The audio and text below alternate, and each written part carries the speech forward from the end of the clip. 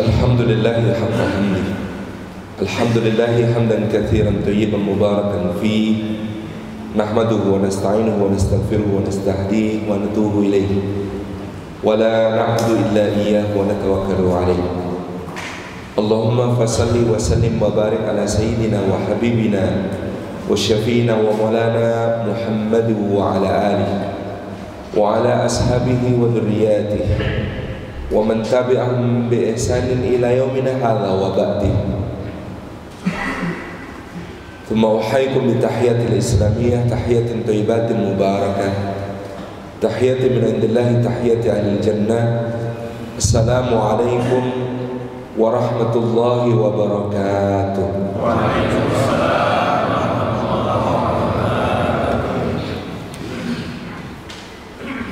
Hadratul mukarramin, para alim, para ulama, para asatid, para ustadzat yang senantiasa kita nantikan bimbingannya untuk umat. Hadratul afadil, para pemimpin dan tokoh masyarakat. Hadirin hadirat jamaah salat subuh yang dimuliakan oleh Allah Subhanahu wa ta'ala. Segala puji kita haturkan kepada Allah Azza wa Jalla yang menghimpunkan kita pada pagi yang indah ini di dalam lapis-lapis keberkahan. Berkah di dalam tempatnya, di rumah Allah. Mudah-mudahan setiap langkah yang kita tempuh menuju ke tempat ini tiap tapaknya menggugurkan dosa-dosa kita, meninggikan derajat kita di sisi Allah Subhanahu wa ta'ala, dan menjadi pemudah jalan kita semua menuju ke surga.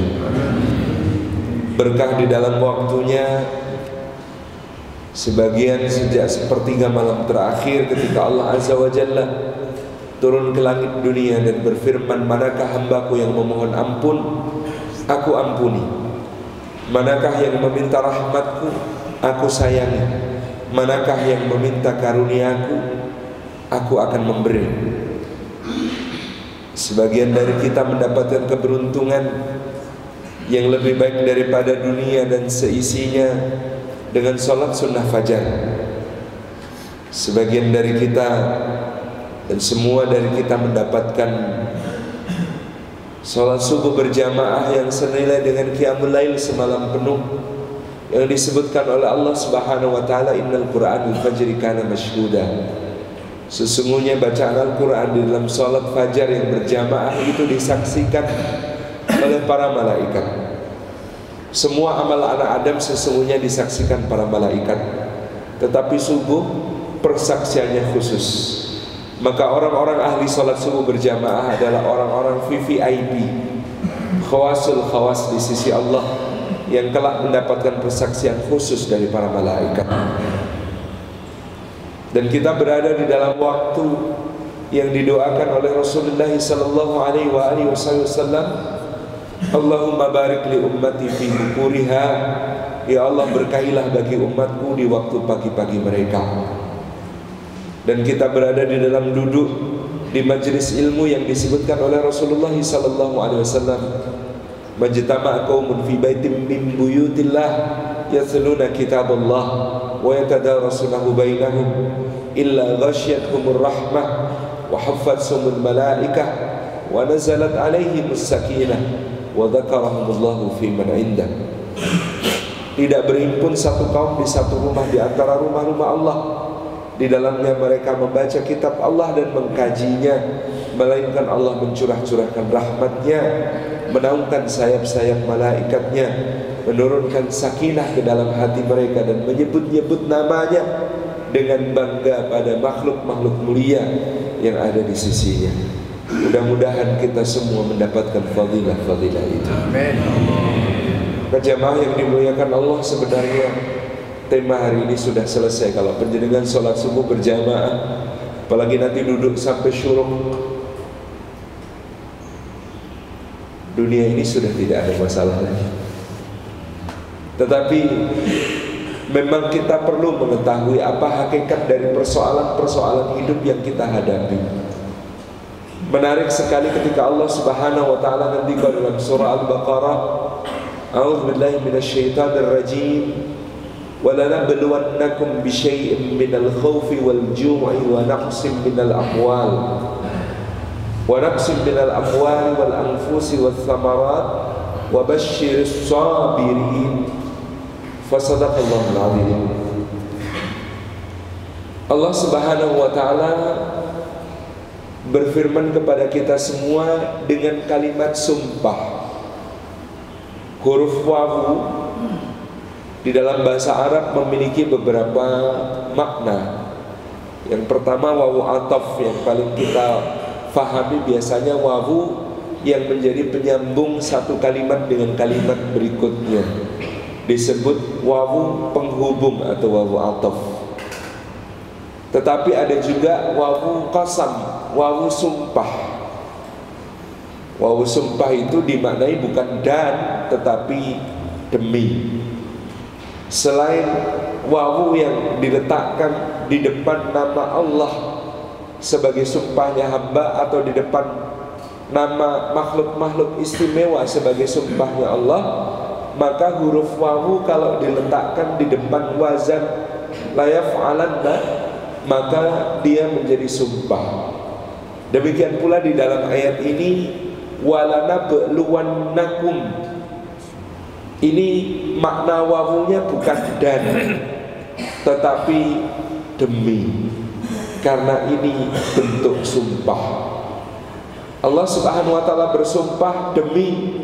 Gusti Allah kalau bersumpah tidak harus menunjuk sesuatu sebagai bagian dari sumpahnya. Berbeda dengan kalau kita bersumpah, kita wajib menyebut asma Allah. Wallah misalnya, walladzi nafsi biyadihi misalnya. Seperti Kanjeng Nabi SAW kalau bersumpah, walladzi nafsi Muhammadin biyadihi. Kalau Allah bersumpah tidak harus menyebut sesuatu. Maka walanabluwannakum, Allah bersumpah demi pasti akan kami timpakan bala, ujian, persoalan, bencana, musibah kepada kalian. Maka yang namanya orang hidup pasti ada masalah, yang namanya orang hidup pasti ada persoalan, yang namanya orang hidup pasti kemudian dia menghadapi ujian-ujian. Walanabluwannakum, karena Gusti Allah bersumpah semua kita ini akan diuji, semua kita ini akan ditimpai bala, ditimpai musibah untuk menguji bisyai'in. Tetapi Allah berjanji bisyai'in, makna syai' sesuatu, makna syai' diantaranya juga adalah sedikit, tidak banyak. Ujian itu tidak banyak. Berapa batasnya? La yukallifullahu nafsan illa wus'aha. Tidak akan Allah itu membebani satu jiwa melainkan sebatas kesanggupannya. Maka siapa yang diuji dengan sesuatu berarti Allah telah mengukur kemampuannya, dia insya Allah sanggup untuk menghadapinya. Sehingga ujian itu tidak pernah menguji kemampuan, tetapi ujian itu menguji kemauan kita untuk kemudian menghadapinya. Kenapa menghadapi? Karena tugas kita memang menghadapi, bukan tugas kita mengatasi. Karena yang mengatasi itu yang maha di atas, hanya Allah Subhanahu wa ta'ala. Tugas kita menghadapi karena dia di depan kita. Walanabluwannakum, maka Allah ngendika pasti kami akan memberikan bala kepada kalian bisyai'in, dengan sesuatu. Sesuatu itu sedikit, tidak banyak-banyak, hanya sebatas kemampuan, tidak akan melampaui itu. Minal khaufi, dalam bentuk rasa takut. Semua kita diuji oleh Allah, salah bentuk ujiannya khawatir, takut, gelisah,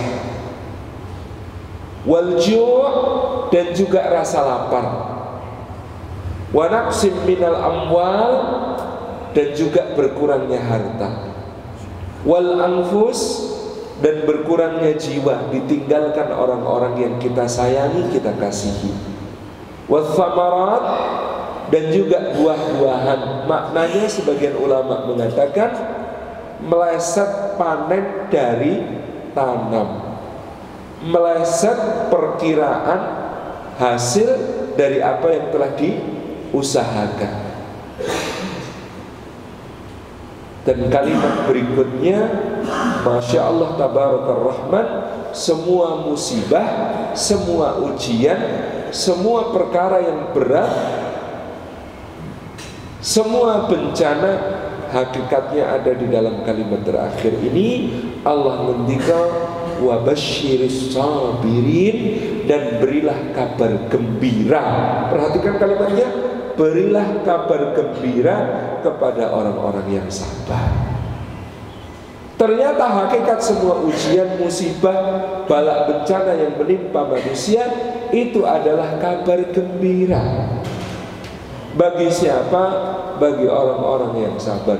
Bahkan pula kabar gembiranya sudah sejak ketika musibah itu diarahkan kepada seseorang oleh Allah Subhanahu wa taala atau kepada suatu kaum.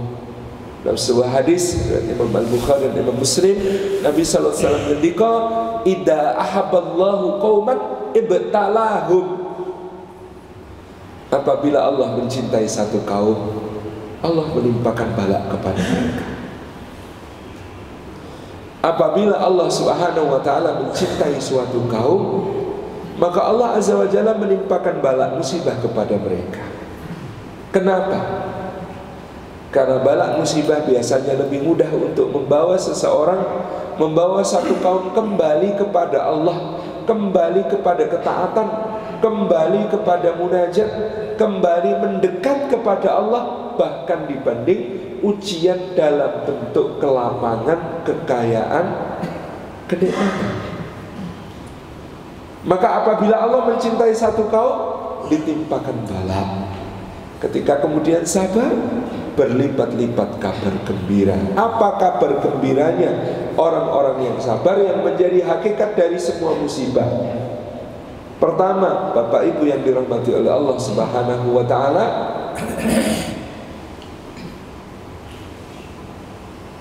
penjenengan itu remen boten kalau ada yang bilang I love you. Saya cinta sama jenengan. Aku cinta padamu. Pulau tresno marang sampeyan. Seneng boten kalau kita ada orang yang berkata I love you gitu. Secara umum seneng, meskipun kadang-kadang tergantung siapa yang ngomong. Tetapi orang-orang yang sabar, fa masya Allah tabarakar rahman, siapa yang bilang I love you kepada orang-orang yang sabar, Allah ngendika wallahu yuhibbus sabirin. Allah cinta kepada orang-orang yang sabar.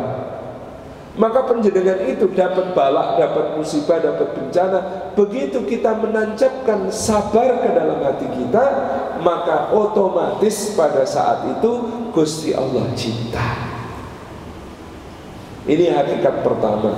Yang namanya musibah itu di sebaliknya terdapat cintanya Allah. Yang kedua, hakikatnya kenapa disebut kabar gembira kalau ada musibah? Penjenengan juga suka mboten kalau ada yang bilang aku akan selalu di sisimu, aku akan selalu bersamamu, aku tidak akan pernah meninggalkanmu.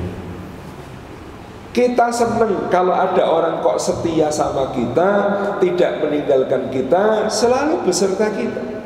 Maka berbahagialah orang-orang yang dapat musibah, yang kemudian bersabar, karena Allah Subhanahu wa taala mengatakan innallaha ma'as sabirin. Sesungguhnya Allah bersama orang-orang yang sabar. Sudah disayangi, tidak pernah ditinggalkan. Karena ada yang disayangi tapi LDR. Karena ada yang dicintai tapi ditinggal, itu ada. Ini sudah dicintai dan sekaligus dibersamai, tidak pernah ditinggalkan oleh Allah. Innallaha ma'as sabirin. Yang ketiga, bapak-bapak, remen boten suka enggak kalau kita ini bekerja di satu tempat yang gajinya itu tidak terbatas, unlimited bi ghairi hisab.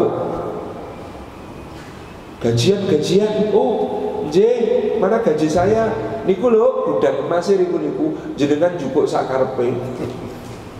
sak kuwate ning nggawa Bali gitu. Remen mboten Pak nek gajian kok ngoten niku. Gajian pun digaji kula niki ceknya Mas. Lho kok ceknya dawa banget? Nggih, itu ceknya tidak terbatas panjangnya. Lho kok kosong? Nggih, bebas diisi pinter mawon jenengan aja minta gaji berapapun dituruti. Seneng mboten kita kalau bekerja kok gajinya kayak begitu. Remen. Dan itulah orang-orang yang sabar yang Allah ngendika wa innama yuwaffas sabiruna ajrahum bighairi hisab. Dan orang-orang sabar itu hanya saja mereka lah yang ganjarannya, bayarannya digenapkan oleh Allah, disempurnakan hingga tanpa batas. Ada 3 amal yang pahalanya tidak terbatas dan 3-tiganya terkait kesabaran. Yang satu jelas ini tadi sabar, yang kedua puasa, karena puasa itu separuh sabar. Illa saum, kata Allah dalam sebuah hadis qudsi, fasaumuli wa ana ajzi bihi. Semua amalnya anak Adam itu dia bisa hitung-hitung ganjarannya, kecuali puasa, karena puasa itu hanya untukku dan aku sendiri yang akan membalas dan memberikan pahalanya.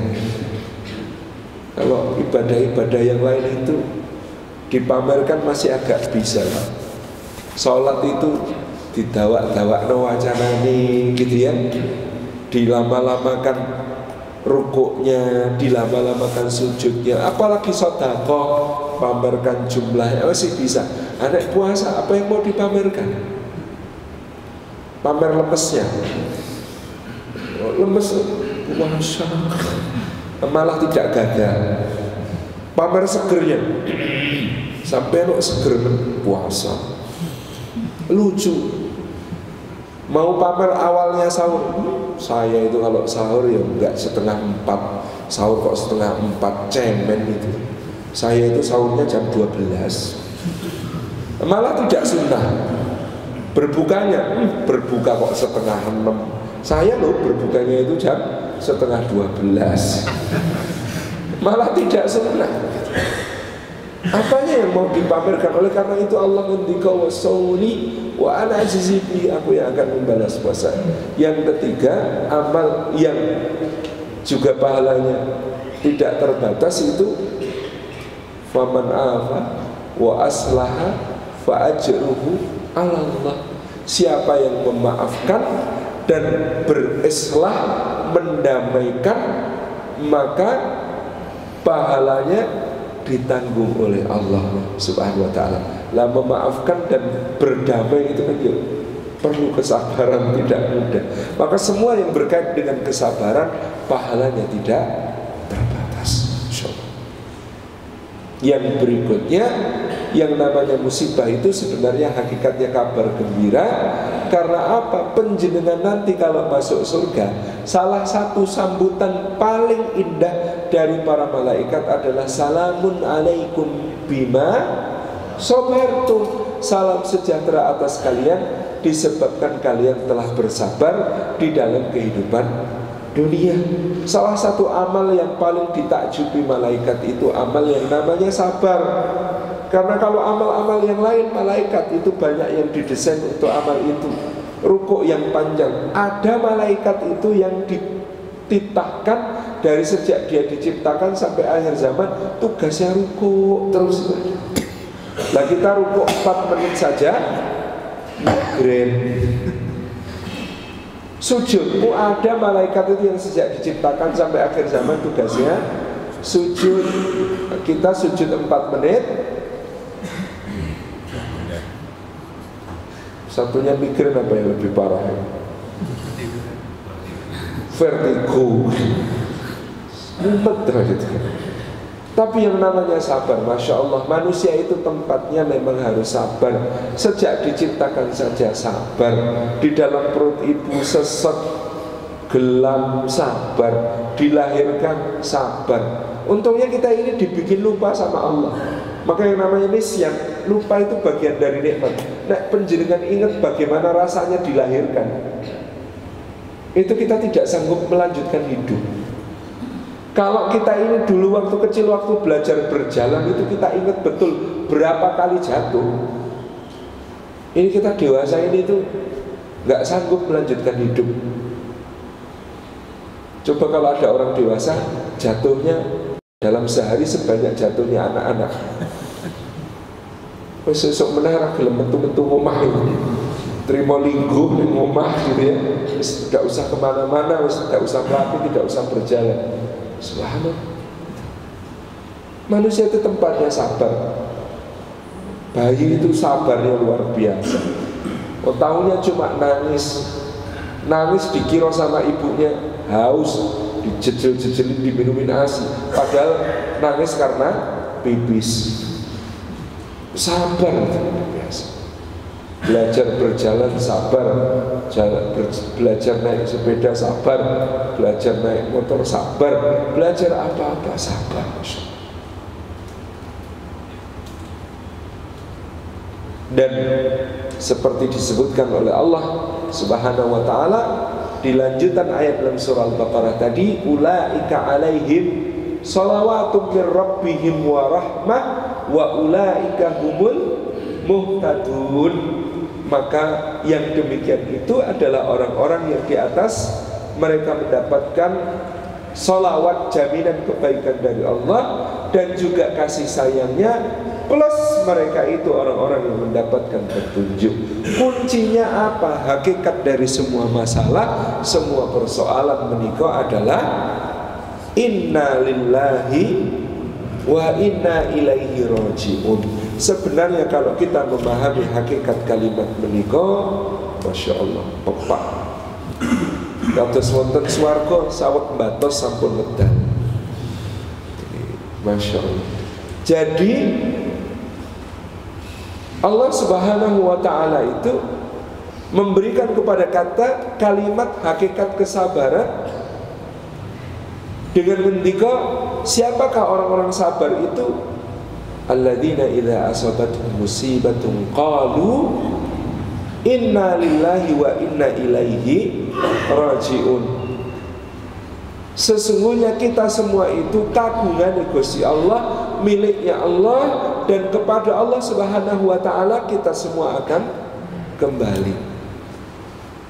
Hakikat semua kesabaran itu hulunya satu kalimat ini. Kalau kita yakin kita semua milik Allah, maka kita kemudian juga yakin yang mengatur seluruh hidup kita itu Gusti Allah, yang maha benar tidak pernah keliru, yang maha adil tidak pernah zalim. Kalau sudah begitu, mau diatur kayak apa hidup kita, wes terima-terima wae. Wong kita ini miliknya Allah, ya terserah Allah. Mau diapain saja sama Gusti Allah, wong miliknya Dia.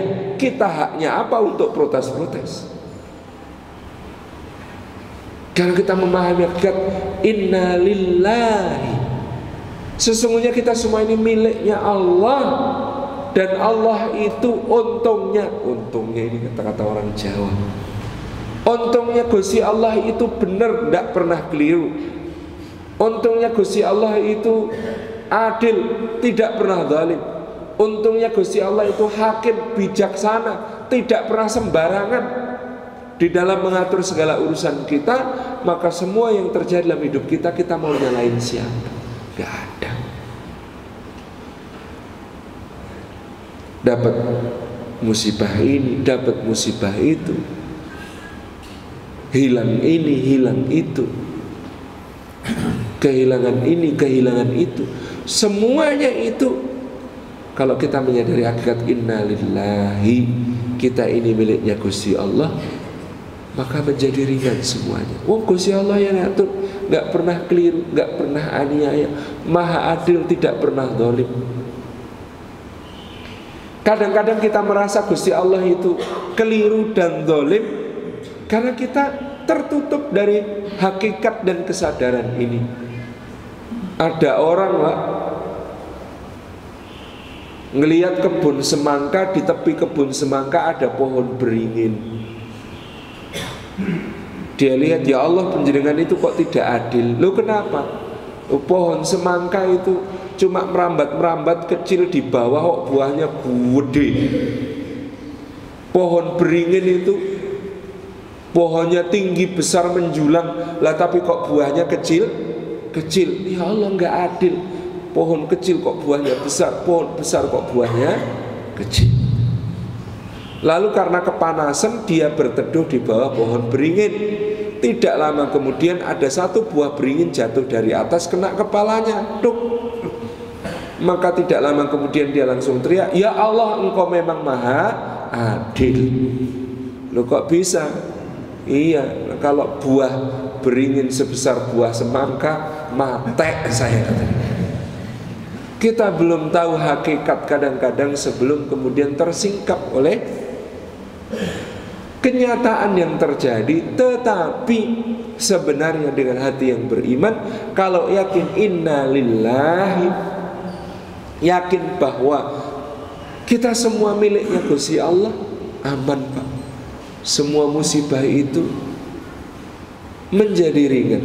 Apalagi kalau kita ingat wa inna ilaihi raji'un, kepada Allah kita bakal kembali. Kalau kita mau sabar, terdapat ganti yang lebih baik dari semua kehilangan kita. Kalau kita mau sabar, terdapat pahala yang tidak terbatas dari apa yang telah menimpa kita. Tema kita pagi hari ini solusi atas persoalan-persoalan hidup. Kalau kita memang mau cari solusi dari semua persoalan yang hidup yang kemudian sudah dititahkan Allah untuk kita, untuk menjadi bagian dari musibah hidup kita, pertama apa yang kita perlukan? Petunjuk. Maka dalam surah At-Taghabun ayat yang ke-11 Allah ngendika, "Ma asaba min musibatin illa biidznillah wa may yu'min billahi yahdi qalbah." Jelas, kalau kita dapat musibah, yang kita perlukan pertama adalah petunjuk. Maka Allah mengatakan, "Ma asaba min musibatin illa biidznillah." Tidak ada yang menimpa di antara musibah-musibah kecuali dengan izin Allah. "Wa may yu'min billahi yahdi qalbah." Dan barang siapa beriman kepada Allah, maka Allah akan memberikan petunjuk kepada hatinya. Yahdi qalbah. Maka dia diberi petunjuk untuk bersabar. Maka dia diberi petunjuk untuk menyelesaikan persoalannya, berikhtiar, berjuang. Yahdi qalbah. Apa yang menjadi petunjuk besar dalam hatinya itu sama dikatakan oleh Mahfudzat, "Man aiqana bil ajri raghiba fis sabri." Man aikana bil ajri, siapa yang yakin kepada pahala yang disediakan Allah nantinya atas semua musibahnya, raghiba fis sabri, dia akan berbahagia di dalam sabarnya. Maka ada qiraat yang meskipun syadz tetapi diriwayatkan juga secara sahih bahwa ayat ini tidak cuma dibaca wa may yu'min billahi yahdi qalbah, tetapi ada yang membaca wa may yu'min billahi yahda qalbuh. Jadi ada yang membaca, dan ini qiraat yang kemudian kita pakai seperti qiraat Imam Hafiz, Imam Waras, yang kita pakai membacanya yahdi qalbah. Tapi ada juga qiraat yang membacanya yahda qalbuh. Apa artinya? Maka barang siapa beriman kepada Allah, yahda qalbuh, maka hatinya menjadi senang di dalam mendapatkan musibah. Karena musibah itu tanda rasa cinta dan sayangnya Gusti Allah. Mungkin ada yang bertanya, mana yang lebih mulia, orang yang diuji dengan nikmat lalu bersyukur, atau orang yang diuji dengan musibah lalu sabar? Ternyata Allah Subhanahu wa taala ngendika kalimatnya serupa dan jejer. Selisihnya tidak jauh di dalam satu surah yang sama. Allah ngendika tentang Ayub alaihi salam yang mendapatkan musibah bertubi-tubi, "Ni'mal abdu innahu awwab." Sebaik-baik hamba dia itu, yaitu Ayub alaihi salam, sesungguhnya dia hamba yang sangat taat kepada Allah. Tidak berapa lama kemudian dibicarakan Nabi Sulaiman yang mendapatkan nikmat yang berlimpah ruah. Lalu Allah juga ngendika, "Ni'mal abdu innahu awwab." Sebaik-baik hamba dia itu yaitu Sulaiman alaihissalam, dan dia hamba yang sangat taat kepada Allah.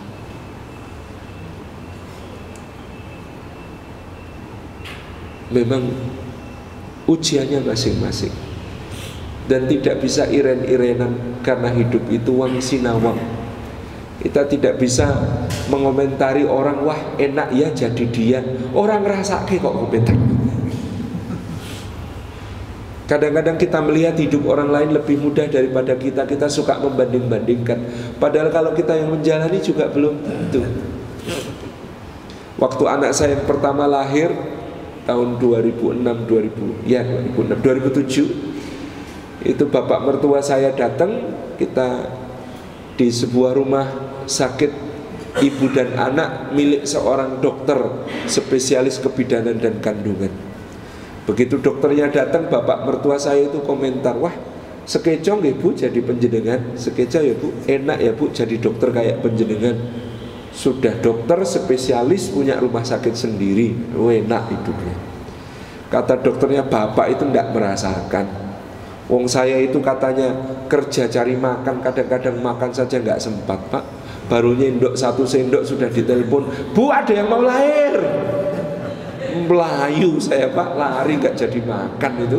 Habis nangani lahiran itu mau makan lagi, wes ora kolu. Sudah lihat darah berceceran, tumpah ruah, wes ora nafsu lagi makannya Pak. Maka penjenengan lihat saya ini katanya kerja cari makan, tapi sering nggak sempat makan. Saya kurus kayak begini Pak, nggak sama dengan bapak yang hidupnya tentrem lemu kayak begitu. Wang sinawang betul. Wa may yu'min billahi yahdi qalbah. Maka yang pertama, kalau kita mau mendapatkan solusi dari masalah kita, mendapatkan petunjuknya Gusti Allah atas semua masalah kita, iman. Yakin kepada Gusti Allah, percaya bahwa semua yang ditakdirkan Allah itu pasti yang terbaik untuk kita. Ada seorang itu datang ke kiai saya, Allahu yarham Kiai Mu'tamid Khalil Plawasan. Ini orang yang datang ini mengadukan putranya, ya Allah Pak Kiai, kami ini dosa apa Pak Kiai, astagfirullahaladzim. Anak kami itu ada 3, lah yang 2 itu ya beres, mondoknya beres, ngajinya beres, kuliahnya beres, sekarang alhamdulillah kerjanya beres. Lah anak kami yang ketiga ini kok enggak beres semua, mondok enggak beres, ngaji enggak beres, kuliah enggak beres, semuanya enggak beres. Kami ini salah apa? Pak Kiai ngendika sambil ongkang-ongkang, lho ya saya putra jenengan pinten? 3. Sing nakal pinten? 1. Lumayan. Kok lumayan terus pundi to Pak Kiai? Lho yang jenengan itu aja kesusu menyimpulkan nek jenengan kleru apa dosa. Wong ada orang yang lebih soleh dari jenengan, bapaknya itu lebih soleh dari bapak jenengan, simbah itu lebih soleh dari simbah jenengan. Namanya Yakub bin Ishak bin Ibrahim. Itu anak rolas, sik nakal 10, sik soleh ilang. Sampean gak ngerasa noy. Kata suami istri ini bisik-bisikan, kayaknya kita salah curhat. Pak Kiainya ini ekstrim. Mosok dibanding Nabi Yakub, lho mboten ngaten. Kata Pak Kiai, penjenengan lah perlu ngambil pelajaran dari Nabi Yakub. Nabi Yakub itu nabi yang masya Allah penjenengan teliti. Gak ada ceritanya beliau itu berdakwah sampai susah-susah kayak Nabi Nuh, kayak Nabi Hud, kayak Nabi Saleh, kayak Nabi Syuaib, kayak Nabi Lut. Itu tidak ada. Kata-katanya Nabi Yakub dalam Al-Quran ya qaumi budullaha malakum min ilahin ghairu. Gak enak menuhi. Ya qaumi atiullaha, gitu ya. Ya qaumi taqullaha wa atiun. Wahai kamu bertakwalah kepada Allah dan taatlah kepadaku. Ada ceritanya Nabi Yakub ngendika begitu? Tidak ada. Nubuahnya Yakub alaihissalam itu menjadi istimewa bukan karena dia berdakwah dengan luar biasa rumit dan sulitnya kayak Nabi Nuh, Nabi Hud, Nabi Saleh, Nabi Lut, Nabi Syuaib, itu bukan. Tetapi karena dia punya amal andalan sebagai seorang nabi yang istimewa. Apa amal andalannya? Sederhana Pak, innama asku bathi wa husni ilallah. Aku hanya mengadukan kesusahan dan kesedihanku kepada Allah. Maka kalau kita beriman kepada Allah, semua masalah ini kita mengadunya, berkeluh kesahnya kepada Allah. Tidak elok kalau kita mengadu kepada manusia, berkeluh kesah kepada manusia, karena berarti kita mengadukan zat yang maha perkasa lagi maha bijaksana kepada manusia yang tidak punya daya, tidak punya kekuatan, lagi bodoh. Tapi kalau kita ngadunya kepada Allah, itu sudah sudah benar. Ya Allah, ya Allah, ya Allah, karena kita beriman, kita memohon petunjuknya kepada Allah. Wong kalau kita ini berkeluh kesah kepada manusia, hatta manusianya pengen membantu, kadang-kadang malah nambahi masalah. Ada anak, Pak, dibelikan celana sama ibunya. Pagi-pagi dicoba, loh Bu, kepanjangan 10 cm ini Bu. Ya Allah, gimana sih Ibu nih? Beliin celana anaknya saja keliru, panjangan 10 cm. Terus ibunya minta maaf, ya ngapunten ya le ibu, kesusu ke pasar ini. Ya wes sabar dulu ya, kata ibunya. Terus dia ngomong lagi sama bapaknya, Pak, ini ibu ini gimana? Masa beliin celana anaknya sendiri kepanjangan 10 cm, apa ndak apal ukurannya? Oh bapak mau ke kantor ya le, ya sabar ya le ya. Ngomong juga sama Mas yang mau kuliah, Mas, lihat ini Mas, panjangan 10 cm ibu yang nggak apal-apal sama ukuran anaknya. Oh tadi masa kuliah sih dek, sabar ya dek. Kakaknya mau berangkat sekolah, kakak perempuan, mbak, delokan nih mbak, masa beliin celana ibu ini kepanjangan 10 cm, wah payah. Ya sabar ya dek. Sama pembantunya dia juga ngadu. Mbak lihat ini mbak Bu beliin celana kepanjangan 10 cm. Maka yang pertama pulang ibunya dari pasar, walah le mesakno temen kepanjangan 10 cm. Maka dipotong sama ibunya, dipotong 10 cm terus dijahit. Tidak lama kemudian Mbak si pembantu selesai nyuci, dia lihat celananya, oh ini yang kepanjangan 10 cm. Maka sama Mbak dipotong 10 cm dijahit.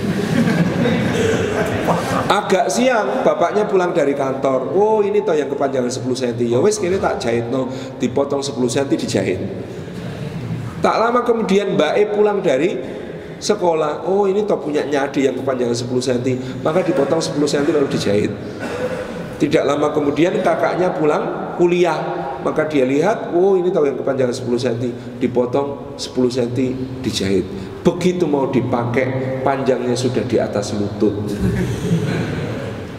Ini menunjukkan manusia itu kalau kita berkeluh kesah kepada mereka, hatta pengen membantu pun kadang-kadang malah nambahi masalah. Maka jangan sembarangan curhat, jangan sembarangan berkeluh kesah.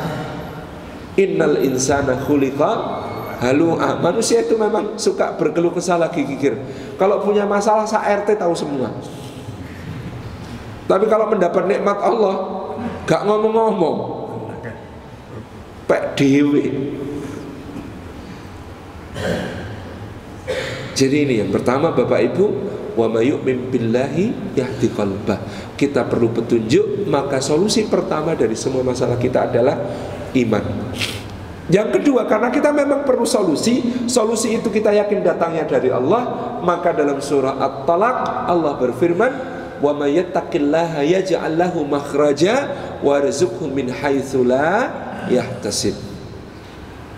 Dan barang siapa bertakwa kepada Allah, maka jaminan Allah bagi yang bertakwa, dijadikan baginya jalan keluar dari setiap masalahnya dan diberi rezeki dari arah yang tidak disangka-sangka. Makanya dulu saya waktu masih mondok itu sama Kiai Muktamid ditepuk pundak saya satu hari, kemudian beliau ngendika, Salim, sesuk nek gede aja dadi PNS. Saya kaget itu, kok nggak boleh jadi PNS? Kenapa Kiai? Bapak saya PNS, ibu saya PNS, kakek saya dari ibu saya PNS. Saya tanya, loh, kenapa Kiai nggak boleh jadi PNS? Karena PNS itu rezekinya bisa disangka-sangka, bisa diduga-duga. Setiap bulan ya segitu-gitu aja. Padahal orang bertakwa itu wa yarzuqhu min haitsu la yahtasib, diberi rezeki dari jalan yang tidak disangka-sangka. PNS itu kebanyakan tidak bertakwa. Itu semalaman saya nggak bisa tidur itu mikirin. Akhirnya saya tahu maknanya. Berarti yang keliru bukan jadi PNS yang gajinya tetap, bukan jadi pegawai swasta yang take home pay-nya jelas. Yang keliru adalah mengira bahwa satu-satunya rezeki adalah gaji. Padahal rezeki kita itu banyak bentuknya dan bisa dari jalan yang tidak disangka-sangka. Dan yang keliru lagi adalah mengira bahwa gaji itu pasti jadi rezeki, padahal belum tentu. Banyak orang gajinya besar, rezekinya kecil, Pak. Dan banyak orang gajinya kecil, ternyata rezekinya kecil, Pak. Ya sama dia gitu. Ini subhanallah, ada orang gajinya 200 juta per bulan, tapi mau makan enak itu ndak boleh sama dokter. Mau makan gurih jangan Pak kolesterolnya, mau makan manis jangan Pak diabetesnya, mau makan asin jangan Pak hipertensinya, mau makan kacang saja jangan Pak asam uratnya. Waktunya habis, Pak. Ini bel pulang atau bukan? Oh bukan ya. Syuruk. Oh, okay. Masya Allah. Saya kira kalau bel pulang kan saya senang. Jadi Masya Allah gitu ya. Ini jaminannya Gusti Allah. Orang bertakwa itu dapat jalan keluar, sekaligus sesuatu yang membuat dia mudah bersyukur. Sesuatu itu kalau tidak kejutan, Pak, kita jarang mensyukuri.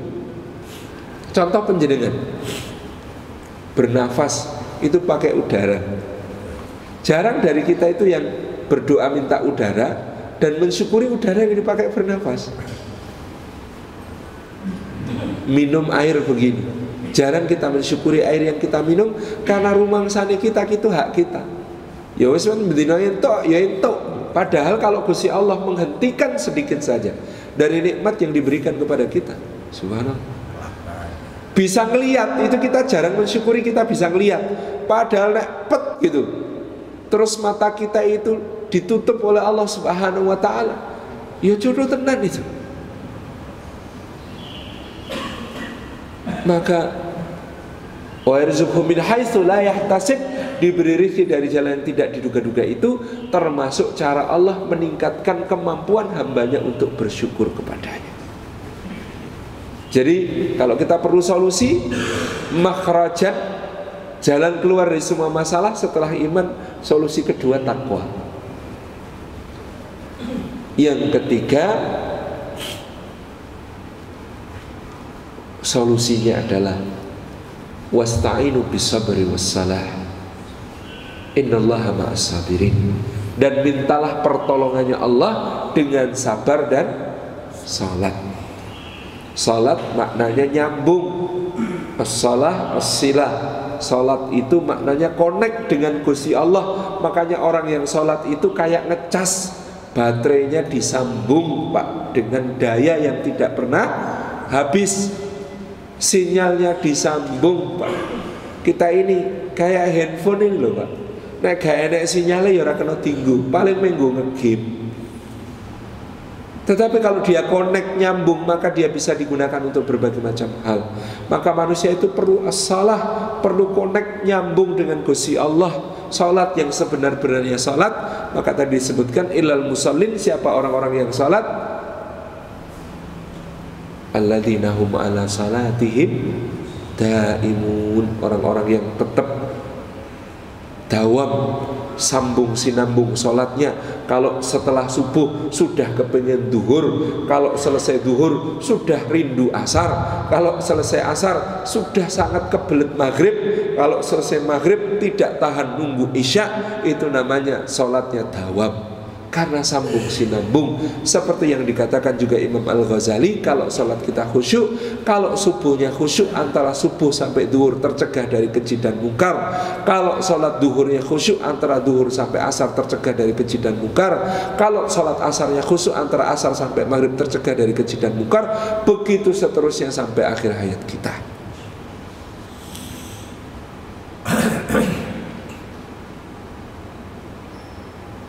Wasta'inu bisabri wassalah. Sabar sudah kita sebut.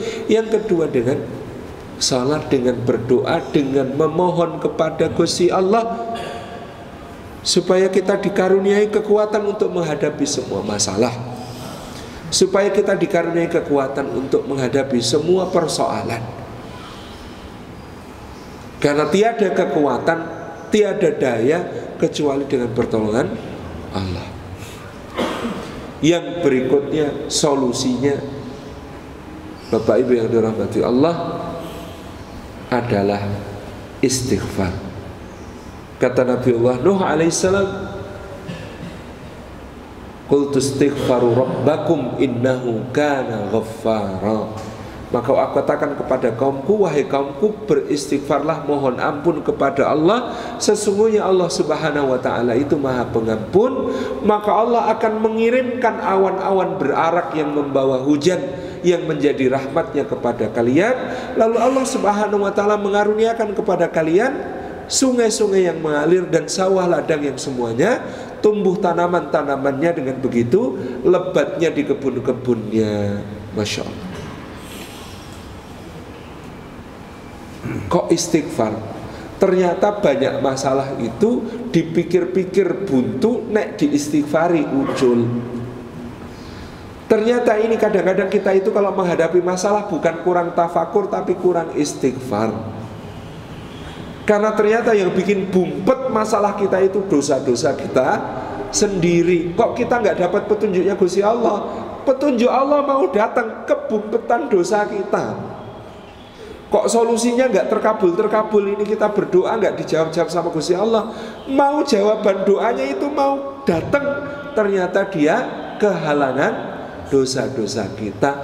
Maka kalau kita istighfar rasane plong. Pernah Imam Hasan Al-Basri duduk di Masjid Basrah, datang puluhan orang semua mengadukan masalah, sarannya cuma satu, istighfar. Ada orang datang, ya Imam, saya sudah nikah lama kok belum punya anak, apa nasihatmu? Kata beliau, istighfar.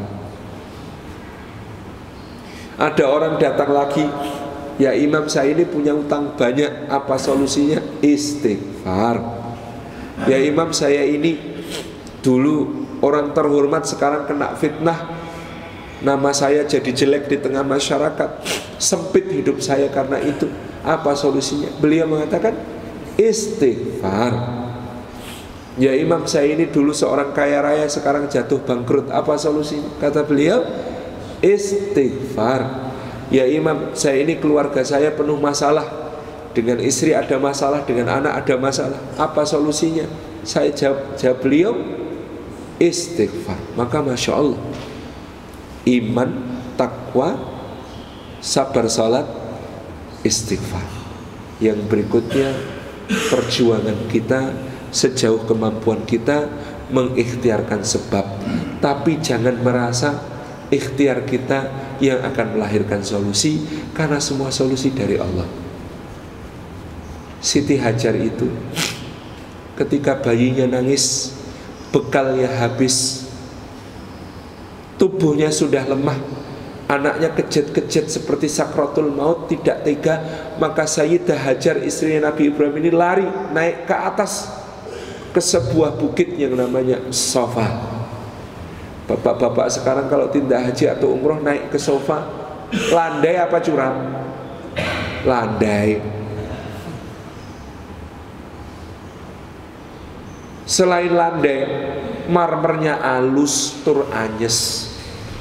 Dulu ketika Hajar naik itu batu-batu pating cerengingih, tajam-tajam dan panas terik luar biasa. Lah sekarang penjenengan itu dinaungi atap dan AC-nya sembribit, dingin.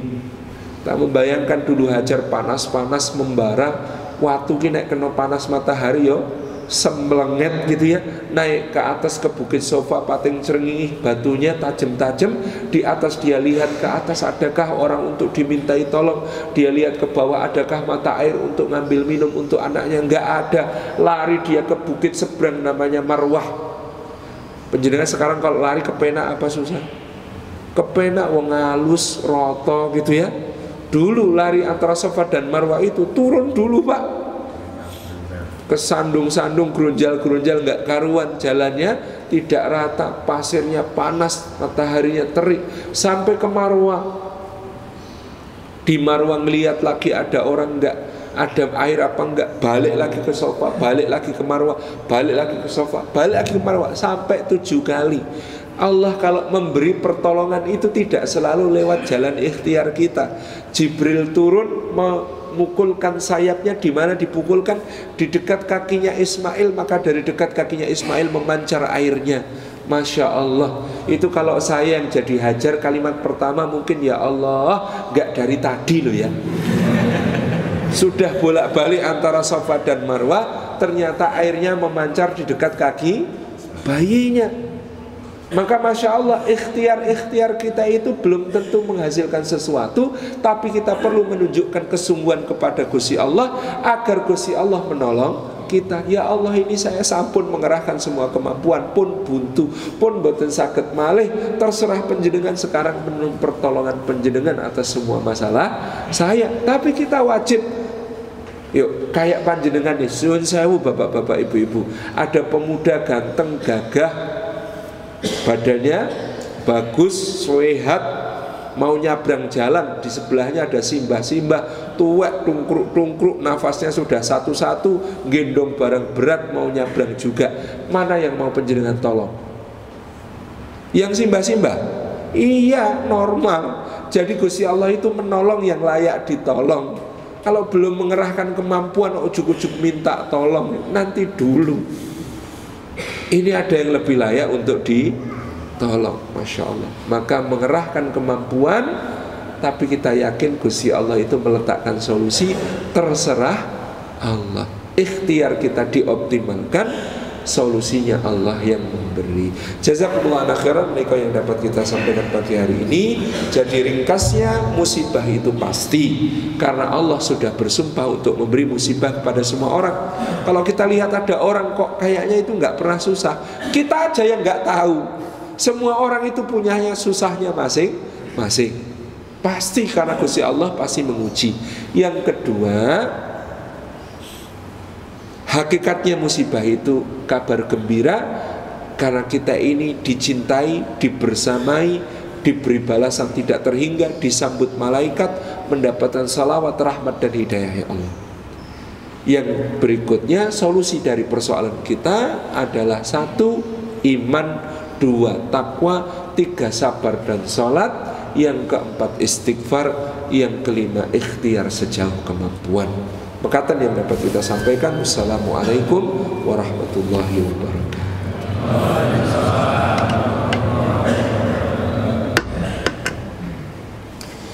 Ini setelah ini saya punya kerabat di sini, ada Gus Zakaria dan Ning Wafi.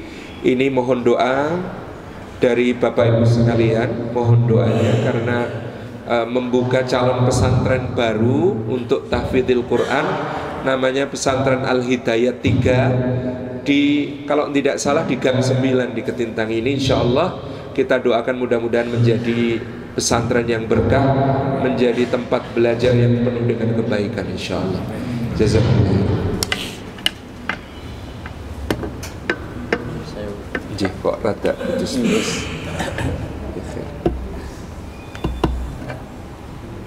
Mohon izin.